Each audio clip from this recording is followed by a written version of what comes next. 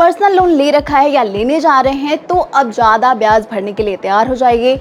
अभी भी आप पर्सनल लोन पर हो सकता है कि 14-15% या फिर 18 से 20% या इससे भी ज़्यादा ब्याज भर रहे हों, लेकिन आरबीआई का एक फैसला आया है जिसके बाद आपकी जेब पर और ज़्यादा बोझ पड़ सकता है। एक्चुअली आरबीआई ने बैंकों और एनबीएफसीज के लिए कंज्यूमर लेंडिंग या कंज्यूमर लोन पर रिस्क वेटेज बढ़ा दिया है। कंज्यूमर लोन में housing loan, education loan, vehicle loan और गोल्ड लोन जैसे लोन आते हैं, लेकिन इस नए घोषणा में इन्हें अलग रखा गया है, यानी इसका असर बस पर्सनल लोन पर होगा। अब रिस्क वेटेज होता क्या है और इस खबर का आपके लिए क्या मतलब है?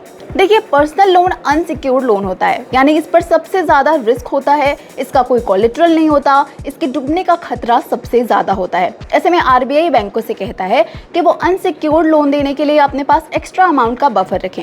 आरबीआई चाहता है कि जितना रिस्की लोन हो, वेटेज भी उतना ही ज्यादा हो, ताकि बैंक खुले हाथ से लोन बांटकर लिक्विडिटी को प्रभावित ना करें और मनी डेप्रिसिएशन ना हो। अब आरबीआई पिछले कुछ टाइम में रिटेल लोन को लेकर थोड़ा सख्त हुआ है। ऐसे में बैंकों की ओर से अनसिक्योर्ड लोन पर खुले हाथ से मिलती मंजूरी को देखकर उसे लगा कि यहाँ थोड़े कंट्रोल की जरूरत है, इसलिए अब उसने रिस्क वेटेज को बढ़ाने का फैसला किया है। अब रिस्क वेटेज बढ़ाने के इस फैसले से आपका लोन कैसे महंगा होगा? रिस्क वेटेज बढ़ने से बैंक को ज्यादा कैपिटल की जरूरत होगी और इनकी कॉस्टिंग बढ़ेगी, तो ऑब्वियस है कि बैंक बढ़ी हुई कॉस्टिंग कंज्यूमर के ऊपर पास ऑन करेंगे और इस तरह आपके पर्सनल लोन का इंटरेस्ट रेट बढ़ जाएगा।